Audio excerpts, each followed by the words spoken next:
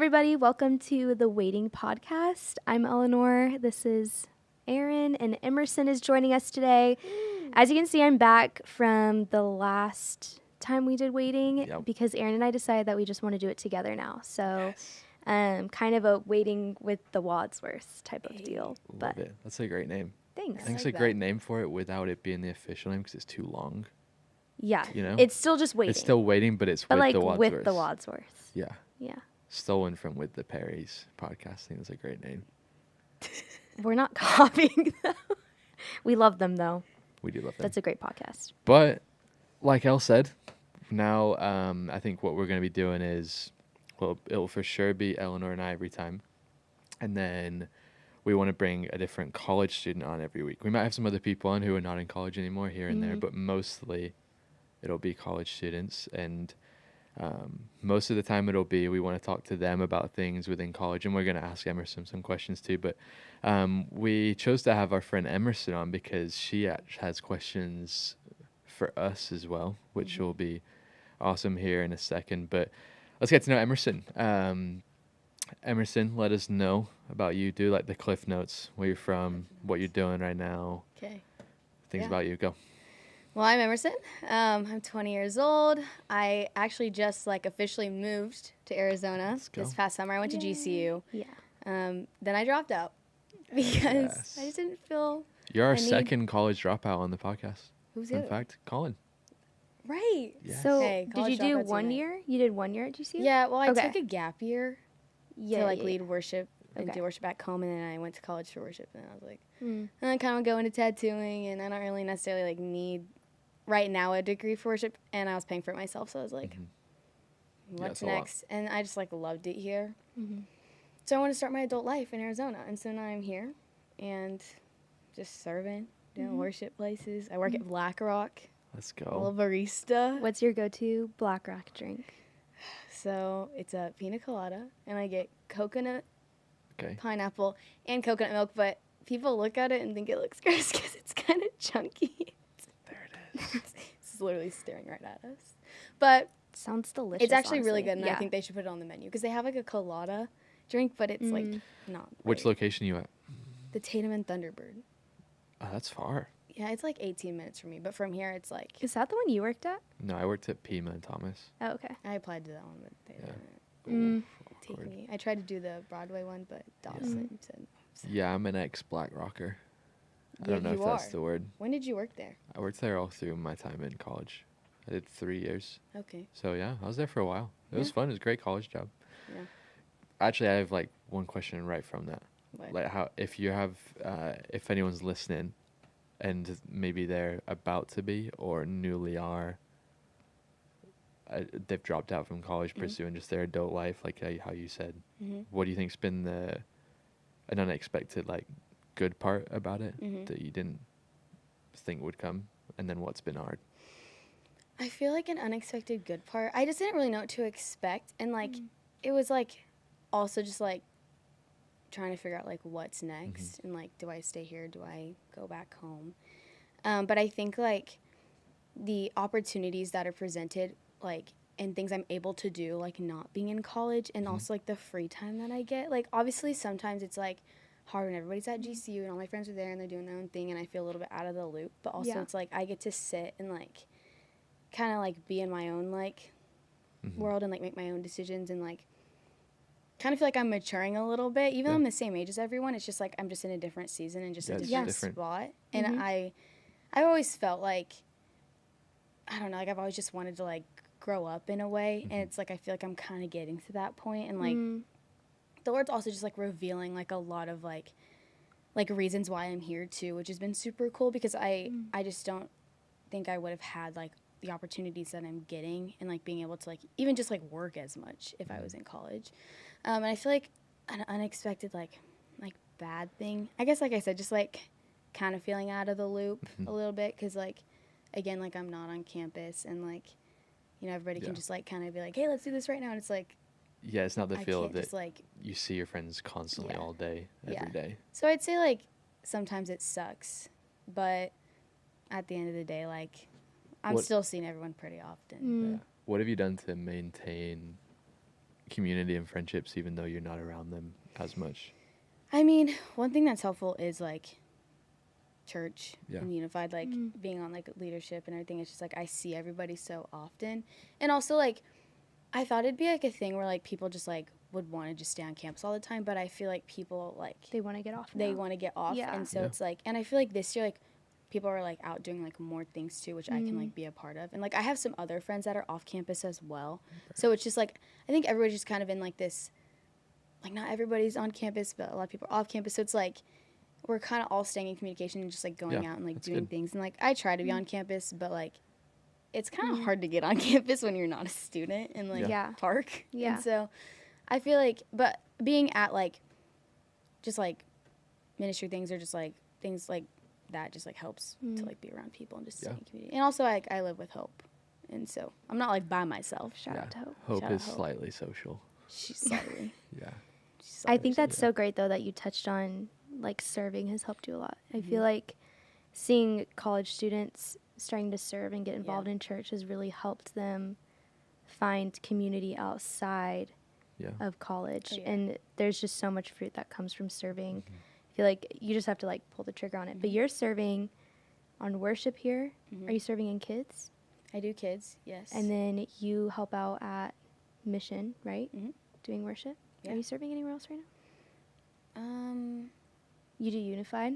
the Unified. I'm on the creative and the welcome team with that. Yeah. So you're heavily involved. Yeah. And then other like things here at Koinonia and stuff like Mm. that. But And serving in a church will, some good fruit from it too is it'll serve you for the rest of your life. Yeah. Like if Yeah.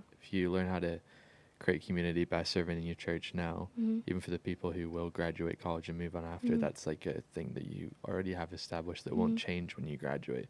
right. Because either you drop out or you graduate. Mhm. This massive change when you're not in college anymore, and that's one thing that can stay the same even if you do move. It's you find a church and I'm going to serve, Right. and you'll be around the same people every week or who you serve with. So it's an automatic easy way to create community. If you're not Community, as extroverted to just be at church and just constantly meet people, it's like, let me serve, Yeah. and the people on my team I'll get close with. Yeah. Right? And I think one thing like I respect about like Unified is like you can like serve with people and just be on like a hey, how are you kind of basis, but like you create a culture of like this is like a family and like we're here for each other and like we do these things together and like we check up on each other, we call each other out, like Yeah.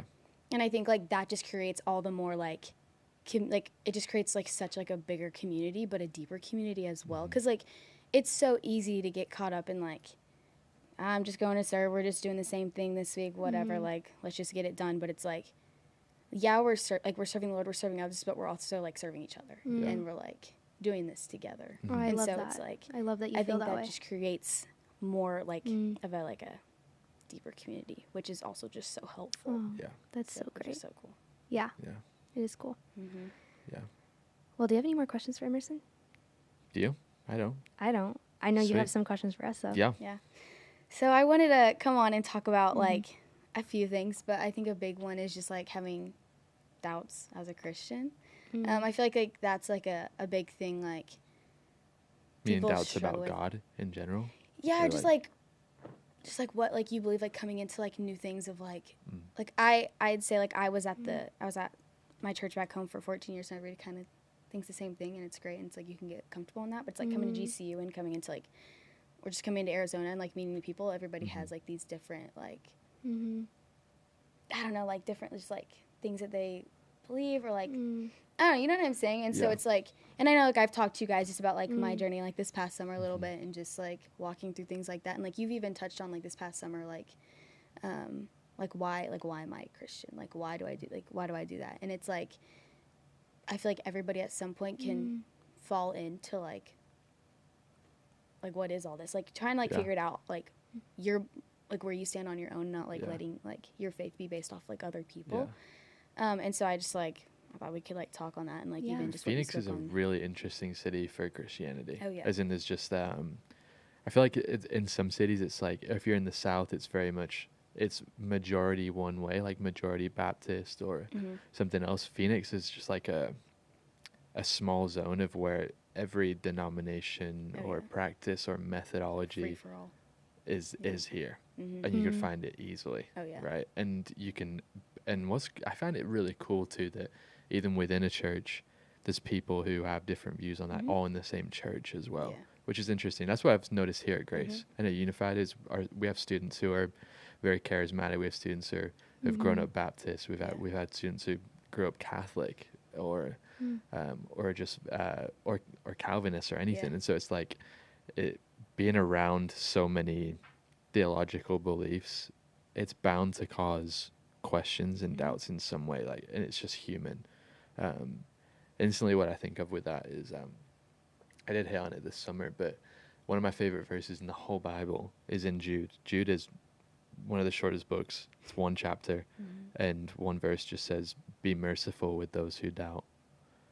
And it's just like that. Automatically, that just makes you feel more human, that you're a Christian who doubts, and it's normal, and that God instructs other Christians to be merciful with them. I read a quote that said, as Christians, when you're dealing with other Christians who are doubting, the difference because right after that verse it says, "Be merciful with those who doubt," and then it talks about how this will snatch them out of the fire. And I heard a quote that said, "The difference between you pulling someone out the fire and pushing them deeper in is how you treat them when they doubt." It's like right off that, I actually want to ask you that. I'm someone who's doubted my faith. I know Eleanor has. I know you have. If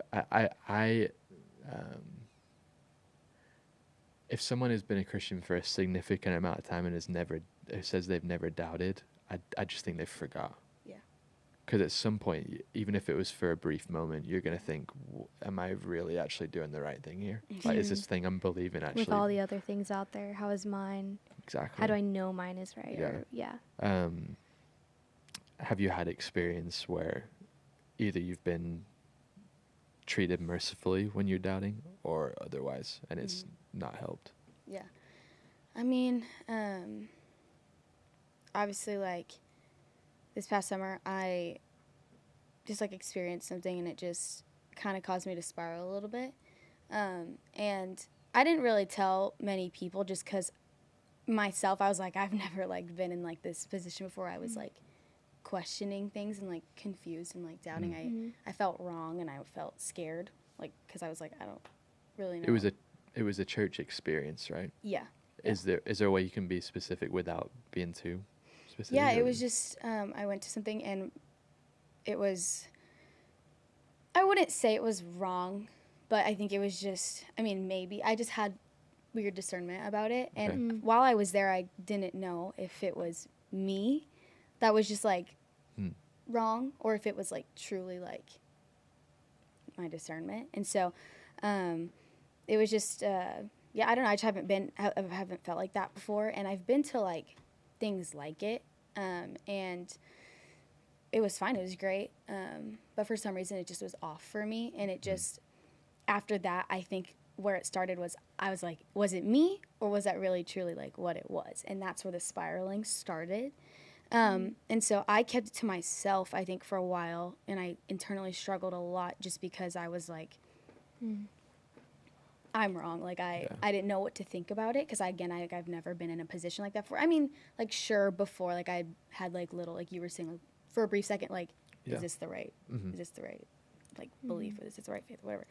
But this is truly something I was internally struggling with so bad, and there would just be other things that would, like, lead up to, like, that would just kind of, like, build on top of that, and then it would cause a lot of, like, resentment towards, like, certain things, which just, like, was not good for me because it was just confusing me more. And then obviously, like, when you're keeping things to yourself and, like, dealing with things like that yourself, like, it's just not healthy. Right. And there was, like, one Sunday, I think you spoke on, like, evangelism or something, and I had just been in this spiral, and, like, there was just, like, because of, like, the one, like, church moment that I had like, created this whole thing for me. Just, like, on top of, like, the building and everything, there'd be things said about, like, evangelism that I'd just be like, what? And I'd be confused, and that was just one of the things I kind of got resentment towards. And so when you were speaking on it, I was like, I don't want to, like, feel this way. Like, I'm not supposed to. Like, we're called to evangelize, but it's, like, I think there was, like, such a twist on, like, what evangelism, like, was supposed to be. And I texted my mentor that morning and I was like, I gotta talk to you. Talked with her, met with Elle, and you made me feel so human. And like you told me how proud of me you were because I was asking questions and because I was seeking help and because I was like in this space of like I want to know like the right thing. And I think the one thing when you're spiraling or whenever you're questioning things, you have to go to people. Like you have 100%, to go to people, yeah. or you're gonna drive yourself insane, or you're going to fall, like from your faith, like truly, like. Because if I didn't seek help, I think I just would have held on to the bitterness and the resentment, and I don't know where I'd be at. So real. And so like talking with you and talking to my mentor and even my aunt, like you all said the same thing to me, and I was like, okay, like this is okay, like I'm okay. I just have to wrestle through this with people who are backing me and who are going to like champion me through this and give me the correct wisdom. And then I even spoke with you a little bit about it, and you shared your personal experience with things like that. And it's just like knowing it's a universal experience too is so helpful. So I wouldn't say I've gotten like bad like help from it, I guess, but because I know I sought like out the right people. But I think there could be people who, you know, have experienced something like that and have gotten like a negative response from it, which obviously was the wrong thing because it's like it's everyone. I believe everyone's gonna have that moment at some point. I think what's good to know too is like when you're at a school like GCU or you're in a big ministry like Unified or wherever you are, there are probably so many people who are internalizing their doubt. And there are probably so many people sitting there just with so many questions, but they're too embarrassed to say anything because they don't want anyone else to think that they're a bad Christian. And I felt that before of like, oh, like maybe I'm a bad Christian because I have this question, or I don't know what this is, or everyone's agreeing that they've memorized this verse and I don't have it memorized, or there's such, without anyone saying it, there feels like there's a standard sometimes of like how you should feel as a Christian or what you should know. And what I loved about what you did is you didn't sit in it and you weren't afraid to ask those questions because it's really important. And God wants us to ask those questions. Like he wants us to discover and to figure it out. So, I feel like this could be encouraging for someone who's feeling those doubts right now to have a conversation with someone about what those doubts are. And I even told you, I think when I met with you, of just like, I may not have all the answers right away, but like we can figure it out, you know, like figure it out with someone. I just think that's so great. Yeah, I think one of the, what's the right word for it? I think something that's happened within Christianity in the church, and being someone who's lived in multiple different cultures within Christianity in different countries, it's the same everywhere that I've experienced it. Of suddenly you come into this Christian life. I think of like college students who get saved while they're in college, right? And I was talking to someone about it recently. Of you enter in this new life. You enter into this time of like, okay, you follow Jesus, you're a Christian now, and you're quote unquote religious now. And suddenly you have to lose the art and the reality of that you are human.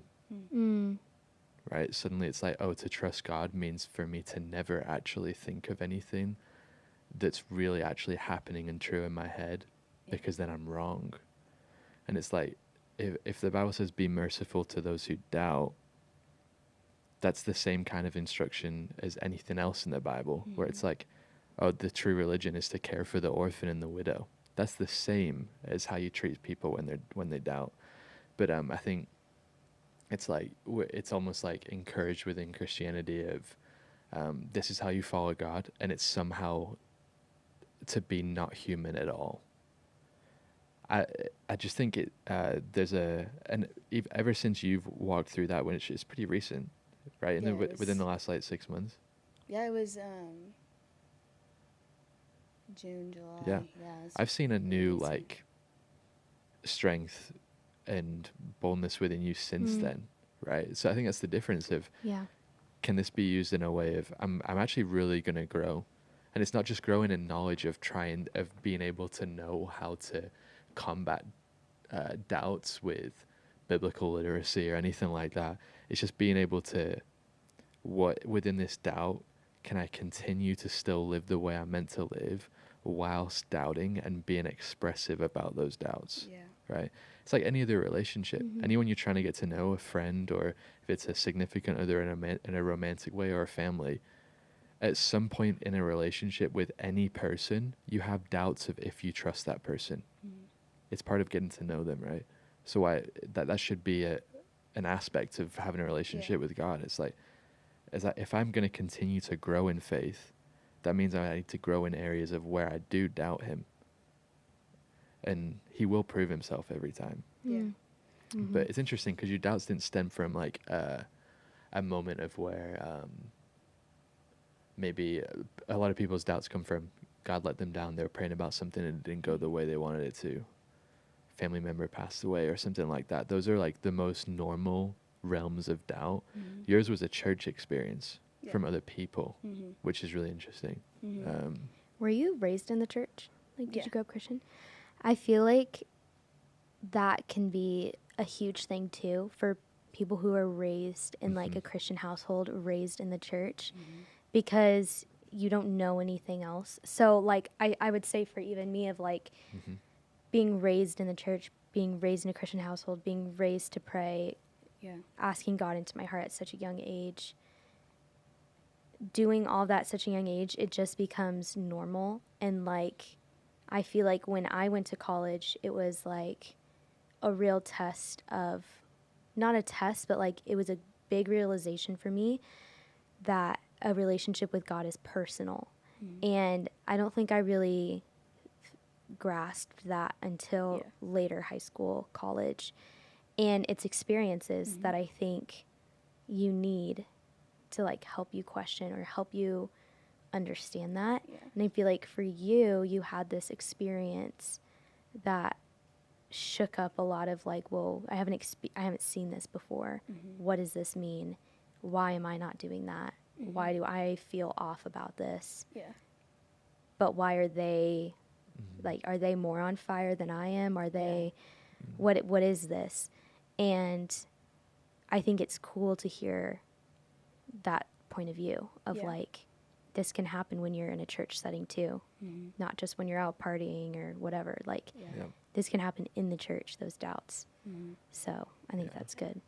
I think like speaking to like the whole like, am I like why are they more on fire than me type thing. I think one thing when it comes to like people doubting, like just like questions or like God or just whatever it is. And like I've talked like with a friend about this, but like I think like obviously like when you're like you're just with your friends, like everybody's just talking like they're doing their own thing, but like you never know like what truly could be going on with somebody. And like my friends didn't know I was struggling as bad as I was.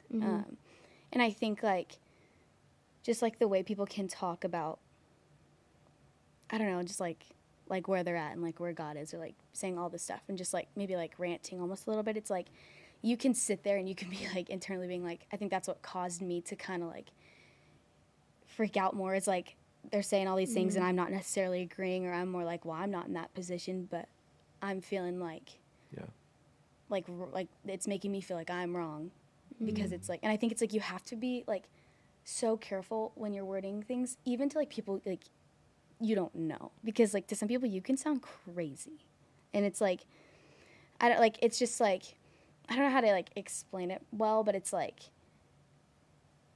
you just have to be like careful with like what you're saying. And it's like, I mean, if that's what you believe, that's what you believe, but also it's like, I don't know, like, you know what I'm saying, Being like, aware of like kind of the way like you're saying things, like when it like some people would be like if you're not on fire for the Lord, like I would be like, you're wrong type thing, and I'd sit there and I'd be like okay, I'm not like I'm struggling a lot.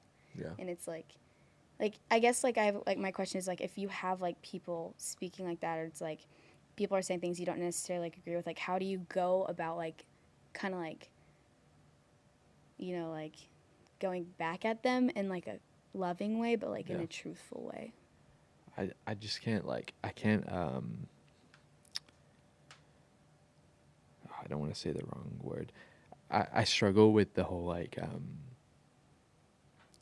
when Christians, it's definitely a thing within college students. College students here in the city who are Christians are extremely passionate about God, which is amazing, Mm. right? But with that zeal and that passion, it can come with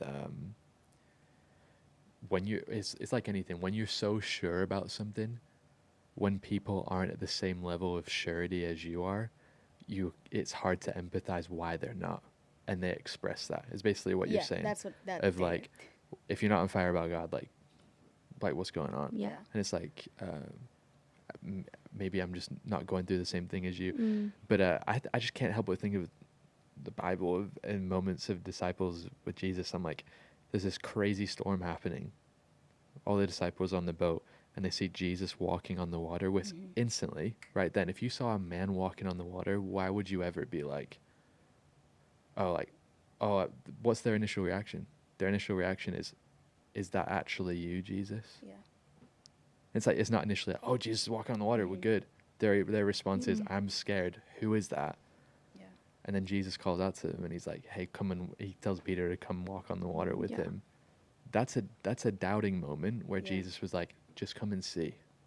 But when Christians speak of like, oh, if I ever saw Jesus walking on the water, I'd know it was him instantly. It's like, I know within myself, if I experienced something as wild as that, I'd be like, who is that? What's that ghost on the water? Like, what's happening? Right.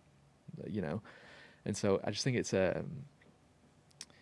when a young person who's following Christ is very zealous and passionate, it can overflow in making people think that they need to get to a certain level. I just think the Christian life is a cycle of, I have a question here, which doubting has been given a really bad rap of a word, but it's just another word for I have a question about something, right? So it's like, I think it's a never-ending cycle in Christianity of doubt or question, whatever you want to say, season of trying to find answer, and you find that you can still trust within the answer, and then maybe an answer will come, and there'll be a season of time when you're very passionate and zealous, and then it'll come back again. Right. But every time you get back to that doubt again, you don't have the same one as you did the last time, and you're just learning and learning and learning. So I think it's a lost art of how to grow in your faith. I think if you want to grow in your faith, doubt something and seek God and good counsel like you did, and you'll actually grow. But yeah, do you have anything more to add on that kind of thing, or no? I was just going to say, like, I feel like a lot of people aren't equipped for going through, like, the struggles of Christianity. And I think it's important for people to know that, like, just because you're a Christian, like, you're not, like, that doesn't mean you're going to not question, you're not going to struggle, you're not going to have a hard time with friends, or you're not going to go through like, new Christians, I feel like they think that it's just going to be, like, an easy route. And I don't feel like they're as equipped to handle the tough situations. You went to something, you experienced something, and then you went and you sought counsel for it. You went to your mentor, you went to your mom, you went to me, you went to people, and I feel like that is a great, like, I don't know the words, but I feel like that was a great way for you to go about it. Instead of just sitting in it and deconstructing your faith and completely breaking down and shutting everyone out. Because I feel like Christians sometimes hit a struggle and then that's it. Like, they're just like, I don't get it, God. Like, they blame it on God, but we're human, you know? Yeah. Or you like, just hope it passes. You just cross your fingers. Or you just stop believing in God because you think that he's the one doing it to you. But, yeah. One of the craziest stats I ever read was Gen Z college students. It was like 73%, or it might have been 72. It was 72 or 73% of Gen Z college students who come into faith while they're in college. It's like students who get saved at this age renounce their faith within 2 years. And it's like, that's probably because of this, I think. One of, I'll be transparent with a moment where I was doubting. I I had multiple in high school. I had some in college too. But one I remember really vividly was how my mentor in England treated me within those doubts. Was I brought all these questions to him, and I was angry. I was mad. I had a really bad experience with. I'm just being transparent. I had a really hard experience within a charismatic setting of a church service that made me feel some things that I didn't want to and shouldn't have. Yeah. There's a difference between feeling things that you don't want to, but you should, even disappointed, that should not happen. Yeah. And what I experienced was real, and started to feel like they seem like they're really sure that this is the way Christianity is meant to look, but I don't agree. Right. So maybe I'm not saved is where I got to. Yeah, that's kind of where I was at too. And so I raised it to my mentor, and the first thing he said to me, and it will never leave my mind, and this is, I choose to say this sentence to so many students now that I'm pastoring who are doubting or at anything. He just looked at me and said, "Hey, Aaron, you know I'm not worried about you." And in that moment, I was just like, because I expressed it, I unloaded on him of like, maybe I'm not saved. Like, maybe if I died today, I'd be going to hell. Like, it was like to that point, I was like, maybe I've been wrong about everything. And his initial thing was, "I'm not worried about you." And I was like, "Why aren't you?" And he was just like, "I'm not, this is good." And then like walked me through it. Now I got to do that on last Monday at a prayer night. A student was talking to me and I was just like, "Hey dude, I'm not worried about you. Like, you're going to be okay."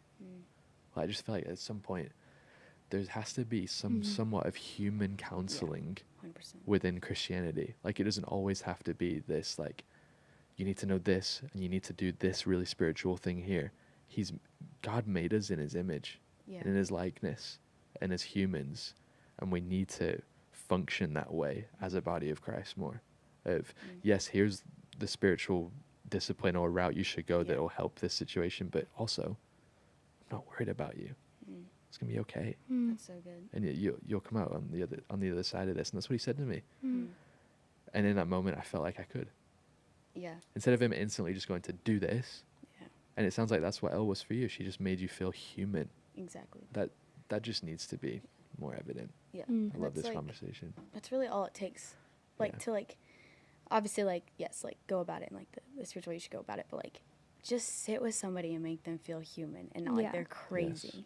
Because when I was struggling, it was just because I felt like I was crazy for feeling human, but it's like, you're not wrong for feeling human, and that's what you guys did for me. And it's like, that's just like the start to like get someone to like keep pushing and to keep like seeking like the right thing. So good. Which so good. is so good. But I know you mentioned earlier, kind of, you were talking about like, can I still like do what I'm doing when I'm doubting? And I think another question I have, which can also segue into like living worthy and stuff, is like, obviously like being on a lot of like leadership teams and like being in ministry and everything, and doubting is kind of scary, because it's like, can I keep doing worship, or can I keep doing this thing if I'm having all these questions, or if I'm struggling a little bit? And like, I guess like I would ask you guys just kind of like, how do you go about like, first, like, how did you feel? How did you feel like when within doubting and leading people in worship from a stage? How did you feel? In the moment, I felt like it was just me and the Lord, because it's like, I feel like in that moment, it's like I can go into it being like, I feel drained and I feel confused and I don't feel equipped. Did you ever have moments of you're like, maybe I shouldn't be doing it? Yeah, I think whenever I spoke with you before I talked to you, I was like, I'm leading this weekend, and it's like, and I was scared to tell you, because I was like, what if she thinks I'm like being fake, like when I'm up there on stage and everything? But after like we talked, like again, like you just poured so much wisdom into me, and again, just like made me feel so seen, and it was like, I can do this. Like literally, like what I'm experiencing is normal, and it's what people go through, and like you said, it's a cycle. Like, it's never just not gonna happen. And so it's like, I think walking into those moments where I can feel like maybe like not equipped, or like, I don't know, like drained in a way, it's like literally just like asking, even whenever I didn't want to, or I was like, I don't want to pray right now, or I don't feel like when I pray like the Lord's hearing me, or like when anybody's feeling like that, it's like literally like just do it. Like, and it's like walking into it with like full faith, and like even when it's hard, it's like, Lord, I just need the strength, and like I want my worship to be pure, and it not like have just be coming out of like a I'm just going to do it to just get it done. Because, like, I feel like even as a worship leader, like, there can be moments like that. I've been doing worship for, like, 7 years. And so it's, like, doing that is just, like, you can have those moments. But I think I haven't had an experience like I did this past summer. And so it was scary to, like, walk into it. But, like I said, like, you just, like, talking with people. Because, again, like, if you're not talking with people and you're, I think, serving in whatever ministry you're serving in, whether that's just at Unified, when you're just, like, even just talking to people, like, you can feel so drained in that and be consumed by just all these questions, or, like, why am I even doing this? Why am I even here? Like, type things. And it's, like, all you can do is, like, even whenever you don't want to and you don't feel it, like, step in with, like, the full faith, like, that you can. But I guess that's how I felt in those moments. But it's, like, I don't know, what would be a way, like, y'all have gone about that, or if, like, y'all have been in that moment while, you know. Yeah. What's so great is that God is so much bigger than us. Yeah. And he is going to make things happen that's just not us. Like, he's going to use us when we don't even want to be there. Yep. Yeah, and 100%. If you think that your pastor doesn't struggle, if you think that your team lead doesn't struggle, if you think your worship leader doesn't struggle, then you need to check yourself, because I'm telling you, like, Aaron and I live here. Like, we live at this church, but there are days where we are having a hard time. Like, I'll have a really hard day with Crew, our 7-month-old, and I'll show up at Unified, and I feel tired. You don't want to be there.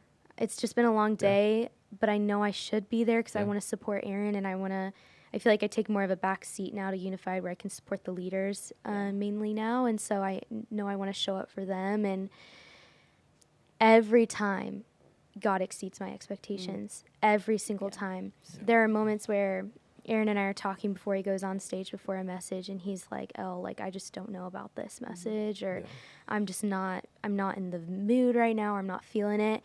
And then he goes on, and it's the best message that I've ever heard him preach. Yeah. And what that is it's not Aaron, and it's not me, and it's not Emerson, it's God, because God uses us as vessels in no matter, like, what state we're in. Yeah. I've been reading through Acts recently. It's really good. But I just read, I think it was in chapter 3, Peter and John, but it literally said Peter and John were ordinary people. And that just, that stuck with me. That verse stuck with me of, like, these guys were literally healing people, but they were ordinary. Like, the church leaders looked at them and they were just ordinary. And that's the same with us of, like, we struggle and we have hard times. But we show up, and you just have to ask the Holy Spirit to fill you and use you. Holy Spirit, speak through me. Holy Spirit, sing in me. Like, use me, because even though I may not feel it, someone else needs me here. Right. Yeah. And they need me to be here. So that's kind of just what I feel like even recently with how big Unified's been, or I work at the church now, so how often we're here, it's a constant reminder, and it's been wrecking me recently of just how little I am, you know? And, like, I may have a hard day and I may struggle, but God's going to use me anyways, because he's bigger, so. Yeah. I think of, like, so we'll keep it in your perspective. Worship leader, you're doubting, you're going through this phase of trying to answer all these questions, but you're scheduled to lead that week. God is, like I was saying, God is so much bigger that how, if he wants to minister to his people in the church through worship, even within our doubts, he's going to use you, because he's not going to let one person's doubts stop a whole congregation from being able to worship. Yeah. Why would he do that? So I've experienced that in preaching too. I'm like, Lord, I'm not feeling this right now. But I can go up there with confidence that just because I'm doubting, he's not going to allow a whole body of people to not leave transformed and encouraged by what I'm saying just because of me. Like, he can eliminate myself in a moment so he can still do what he has to do within a church. I feel like the same is with prayer too. Yeah. Just because you don't feel like you're having doubts, doesn't mean he's not going to hear your prayers, or doesn't mean that you can't pray for someone, you know? I think of, but when I think of, I'll have the perspective now of a pastor has leaders, and, like, Unfortunately, some pastors could come at the angle of, oh, I heard Emerson is having a rough time with her faith right now and she's doubting. Let's pull her from leading worship right now until she's figured it out. That's causing a pattern in life within Christians of, if you're not at this level, you can't serve God. And that's not a good form of leadership, because what that's going to cause of an ongoing thing within, for example, Emerson's mind is, oh, I'm at this level now. Now I need to retreat and go back and not do what I'm called to do because I'm not good enough yet for God to use me. And it's just like, I just think Jesus went out of his way so many times for people who are doubting.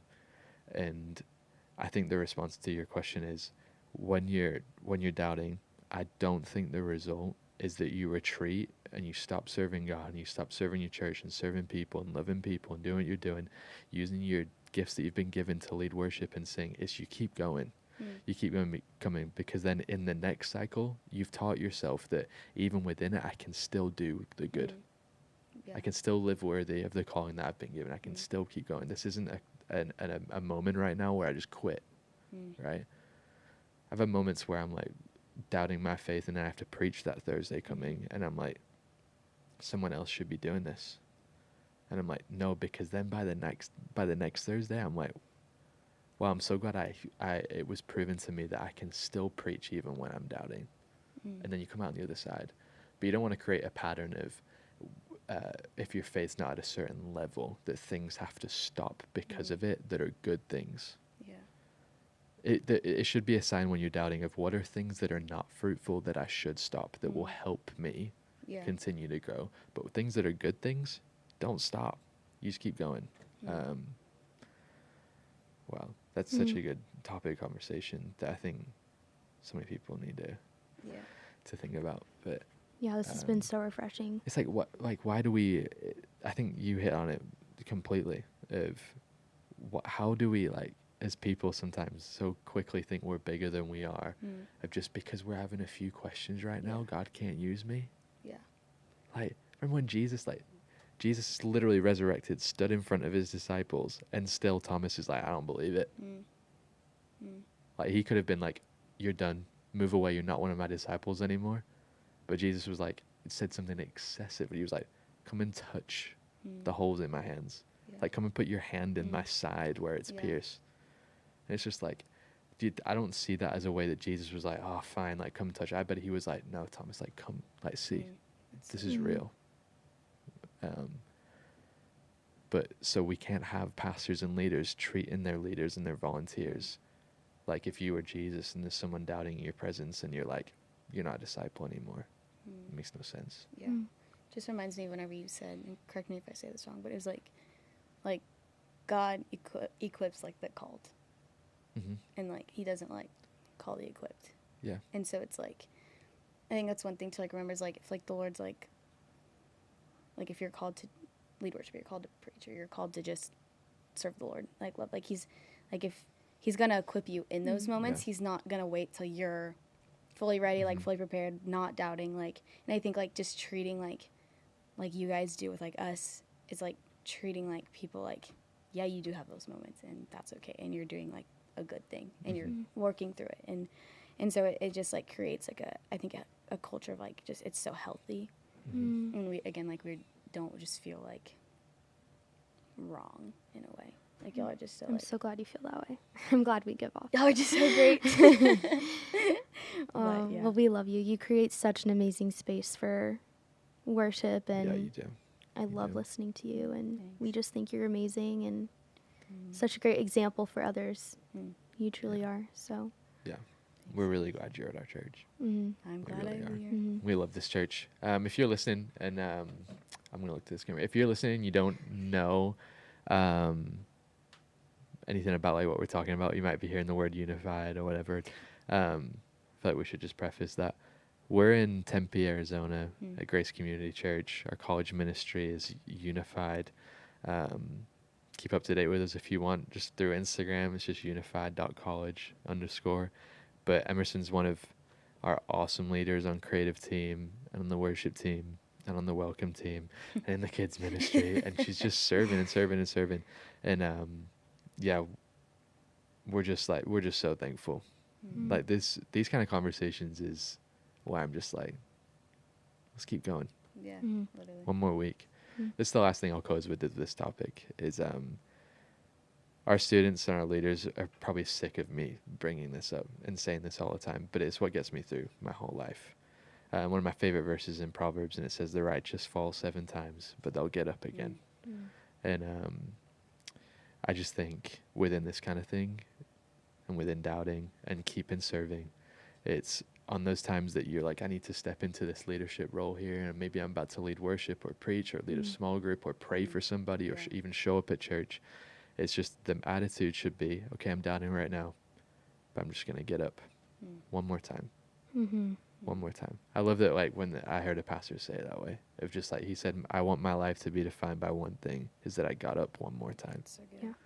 And so if you're discouraged out there as a Christian, wherever you are, maybe you're in Tempe, please come to our church, our ministry. We'd love to have you. This is a place where you can doubt, and a place where you can ask questions, and a place where I know that the people in this body will welcome you with those things, and you can grow within them.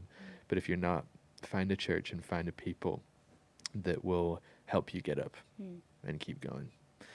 But anyone else have anything else to add? No. We good?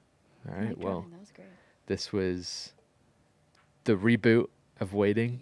It's going to be back more consistently. And Emerson, thanks for your time and coming Yes, on. thank you for coming. We'll Thank have you back on Mattingly. soon for sure. Shout out to Mattingly in the background, back, in the recording. closet. Making it She's hiding happen. in the She's in the little closet. closet Harry in Potter the earlier. corner. Was it you? Um, Harry Potter. Yeah, our little Harry Potter. But we're so pumped, and we'll see you guys in the next one. We'll have a new guest, another college student. Next Let week. us know through our Instagram. Follow Waiting on Instagram if you want specific things talked about, and we'll make it happen. But love you guys. Be blessed. We'll see you soon.